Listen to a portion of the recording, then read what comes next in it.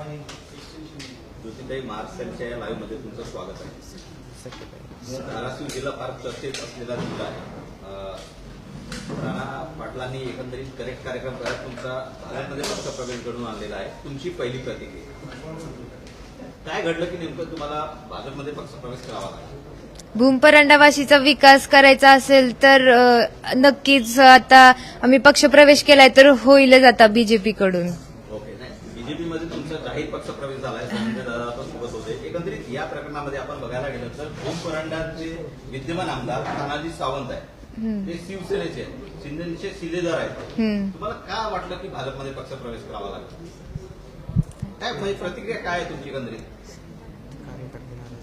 कार्यकर्ते नाराज झाले बरेच तिकडचे. पण कुणावरती नाराज? आता स्पेसिफिक नाव तर नाही घेणार मी कोणाचं, पण विद्यमान आमदारांवरती असं बोलायचं तुम्हाला? नाही तसं स्पेसिफिक नाव नाही घेणार मी कोणाचं. पण आता बघतोय आपण तिकडची परिस्थिती पण काय, एवढं जे काय झालं तिकडं त्याच्यावरती आता आहे. काय झालंय थोडं सविस्तर सांगा. नेमकं का म्हणजे निर्णय का घ्यावा लागला थोडं सविस्तर सांगा. सगळ्यांच्या विचारानेच हे सगळं डिसिजन घेतलं गेलंय. म्हणजे कार्यकर्त्यांचं जे काय डिसिजन होतं हे सगळ्यांनी ठरवून नाही का, म्हणून त्यांना न्याय भेटायसाठी मग हे डिसिजन घेतलं गेले. हो, कन्या. तर एकंदरीत हा डिसिजन घेताना किंवा हा निर्णय घेताना किती कठीण गेलं असं वाटतंय? कारण की घरामध्ये सर्व राजकीय परिवार आहे तुमचा. तसं खूप कठीणच होतंय सगळं जे काय झालं ते, पण आता अगदी सगळं व्यवस्थित होईल.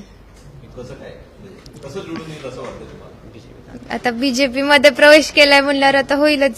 ओके, बीजेपी मध्ये पक्ष प्रवेश केलाय तुम्ही, काय आश्वासन मिळालं किंवा काय एकंदरीत अपेक्षा आहे तुमच्या? विकासाच्या दृष्टिकोनातून काही अपेक्षा आहे? नक्कीच विकास झाला. भूमपरांड्यामध्ये आणखी काय समस्या आहेत असं वाटतं की ज्याला तुम्हाला भाजपमध्ये पक्ष प्रवेश केल्याच्या नंतर न्याय मिळेल असं वाटतं? कार्यकर्त्यांसाठीच त्यांना न्याय भेटा म्हणून. आता सांगा, मी सांगतो.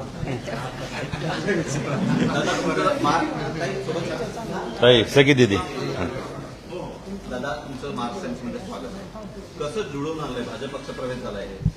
नाही, जुळून आणलं असं नाहीये की एक कार्यकर्त्यांसाठी जो लढा उभा केला होता मी, मला वाटतं आपल्या सगळ्यांच्या माध्यमातून मी या स्थानिक स्वराज्य संस्थेमध्ये सांगितलं होतं त्या पद्धतीने हा लढा कार्यकर्त्यांसाठी उभा केलेला होता आणि कार्यकर्त्याच्या पक्षात मी आलोय कार्यकर्ता म्हणून.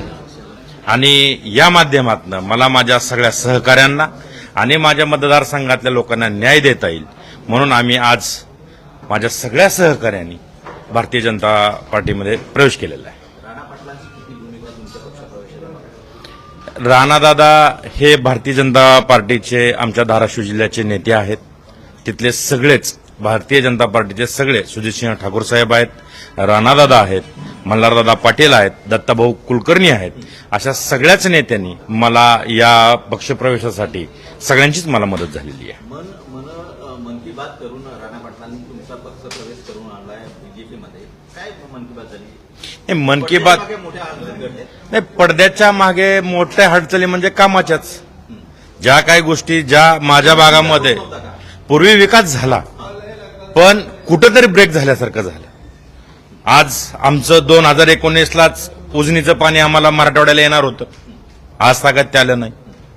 या सगळ्या गोष्टीचा एक सारांश विचार करून आमच्या सगळ्या कार्यकर्त्यांची एक बैठक झाली, सर्वसामान्य शेतकऱ्यांची एक बैठक झाली, त्याच्यानंतरच आम्ही हा निर्णय घेतला. बऱ्याच महिन्यांची खतखत होती, आज ती संपली असं म्हणायचं?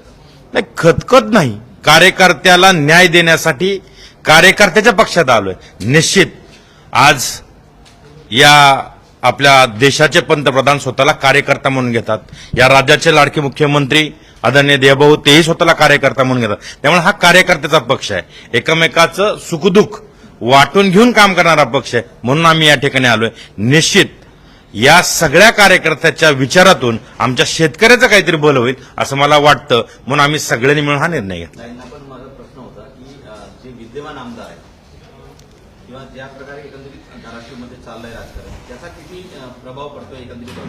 कारण की तानाजी सावंत विद्यमान आमदार आहेत, माजी मंत्री आहेत, मोठं प्रश्न आहे.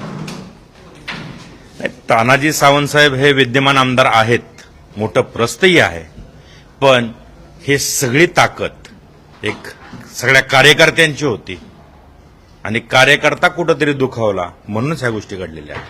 ओके. भविष्यात परत काही करेक्ट कार्यक्रम होईल असं वाटतं? करेक्ट कार्यक्रम कार्यकर्त्यांबरोबर झाला ना आता. कार्यकर्त्याच्या पक्षात आलो. तुम्हाला हा पक्षप्रवेश कुणाला काही मेसेज होता का, सूचक इशारा होता का? बघा, काम करणारा माणूस हा त्याचं काम प्रामाणिकपणे करत जातो. त्यामुळं सूचक इशारा ज्यांनी घ्यायचा त्यांनी घ्यावा. आपण म्हणायचं काही कारण नाही. थँक्यू. धन्यवाद.